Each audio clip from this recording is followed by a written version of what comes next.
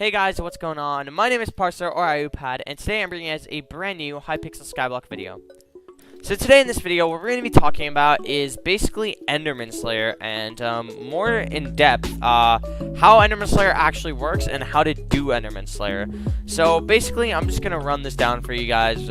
Basically, what Enderman Slayer used to be like, maybe lots of people know what the meta was like. Basically, you would use Talisman stacking, so you'd use the Ender Relic and the Ender Artifact, and you would basically have both, which give you 45% less damage taken from the Enderman. But then basically the admins went ahead and patched Talisman stacking, so now the most damage resistance you can have against end mobs is 25%. So it makes it way harder, and it basically makes the meta impossible, except for one thing that changes that. So the one thing that actually changes that is the Frozen Blaze pet, and more specifically Frozen Blaze stacking. So if I just go right here really quickly, basically as many people will know, the Blaze pet has an ability which basically upgrades Blaze armor stats and abilities by 40%, which is super OP. It also doubles the effects of Hot Potato Books, and the first perk is quite useless because we're not going to be in the Blazing Fortress. Basically what this does is it makes Frozen Blaze armor very overpowered. And basically there's this really cool thing with this pet, and I'm not sure why this works, no one really knows. But basically, if you use the Frozen Blaze pet, or not the Frozen Blaze, the Blaze pet, and you use a pet rule to auto-swap to any other pet, it will stack the abilities and the stats on both the pets. And in this case, the pet that we're going to be swapping to, I'm sure most of you guys know already, is the Ender Dragon, because that's the best pet for Enderman Slayer. It increases stats by 10%, and it also lets you deal 25% more damage to the end mobs. So basically, what all of this allows you to do is it allows you to have an insane amount of health, which is actually even better than what the Ender stacking with the Relic and the Artifact used to give you. And it also gives you a lot of damage, which is even more than what it used to be before, because you have the Blaze stats and the Ender Dragon stats. So I'm on my island now, and I'm actually just going to show some items that you're going to need, or at least want for this. So you're going to need, obviously, a very expensive setup. So the first thing you're going to need for 100% is an Atom Split Katana. I'm not really going to go over everything too much, but the Atom Split Katana, obviously a main damage weapon. Next, you're probably going to want a Wand of Atonement, as it's just really good for healing. A Groomlock's Grimroar, I really can't pronounce this, but basically what this does is it gives you a lot of overflow mana, which is very important because you're going to be using a lot of mana for Enderman Slayer.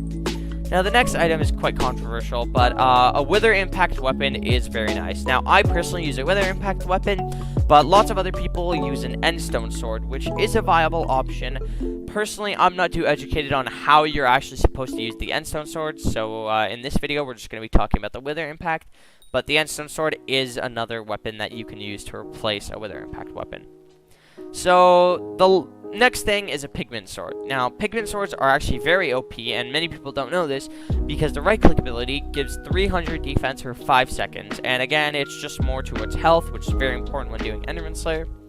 And finally, the item that you're going to really be needing is a Power Orb. This helps a lot. It obviously gives more health and more mana, which, again, we've discussed before, is very important. Alright, so now we're just going to discuss the armor that we're going to need. Now, in this video, we're talking about a little bit more of an advanced method. So, obviously, you can just use, like, a Warden Helmet with full Final Destination, but we're not really going to be using that in this video. In this video, I'm going to be given two main options. Either you can use full Frozen Blaze armor, or you can use half Frozen Blaze armor with an Elegant Tux chestplate. And also, if you're having a very hard time surviving, you could use, I think I have it right here, you could use Final Destination boots with the armor, and you could either use the Tux and the Frozen Blaze. I'd recommend that if you're having trouble surviving, use half Frozen Blaze with Final Destination boots. Alright, so now I'm going to get into a little guide on how to do the boss and all the pet rules you're going to need to set up. So basically, here's how you actually stack. So I'm just going to swap into a good set of armor here, the set we're going to be using. So here's how you stack. So I have a Slayer boss currently started. Now, you're going to want a pet rule so that it makes it so that when your Void Gloom Seraph boss actually spawns, it equips your Ender Dragon pet. Or another pet if you're doing damage with that, although I would recommend the Ender Dragon pet for sure. You're also going to have a Start Slayer quest thing. Most people will probably use a wolf or an Enderman. I'm leveling up my Golden Dragon, so I'm just going to use that. And finally, the Blaze. You don't actually set a rule for the Blaze. So here's how it works. So first, you're going to want to spawn your boss, or start your boss. So I'm actually just going to cancel it just for the video's sake. So I'm just going to cancel my boss and respawn it. So here we go. I just restarted it. Now, I have my golden dragon out, and it would swap to that. But basically, you're going to want to change that. So you're going to want to take out your blaze pet. That's the first thing you're going to want to do. And the first boss, pay attention here, the first boss that you spawn, you're going to want to spawn it with your blaze pet. Once you've spawned the boss, you can do everything normally without ever touching your blaze pet. This is also another very important step. You cannot open any GUIs, any inventory, nothing, or the stack will stop. So it'll break. So basically, if you started blaze stacking and then you say open your inventory, it's going to stop. So you're going to have to re-equip the blaze, spawn the boss again with the blaze, and then it'll stack again. Alright guys, so another thing that I forgot to mention is that you're probably going to want some summons. It's going to help a lot with the boss. So I'd say either grab a Necromancer's Sword for yourself or Summoning Ring and get some tank zombies. It really doesn't matter. It doesn't have to be too specific with how many, but just get a couple. So now I'm just going to show a quick example of a couple bosses. So here, as you can see, my golden dragon's out. Now, I'm going to swap to my blaze because this is my first boss.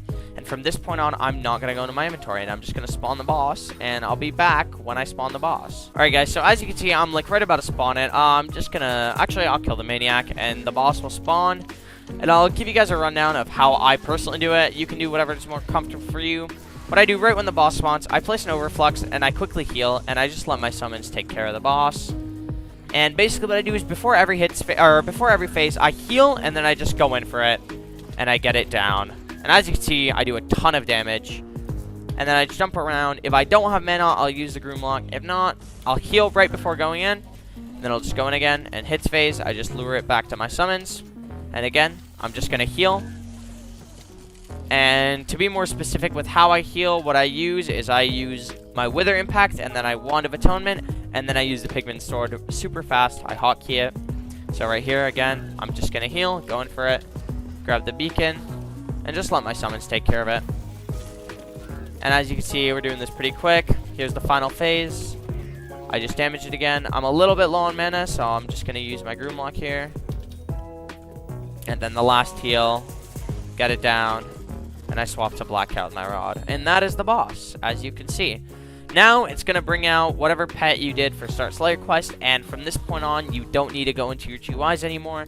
Your Blaze pet will be stacking, so you will be getting all the HP from the Blaze pet, along with whatever pet you're using. So now I'm just going to put a couple more examples of me doing bosses, maybe one or two more bosses, just so you guys can see, just in case you need. Yeah, that's basically going to be it.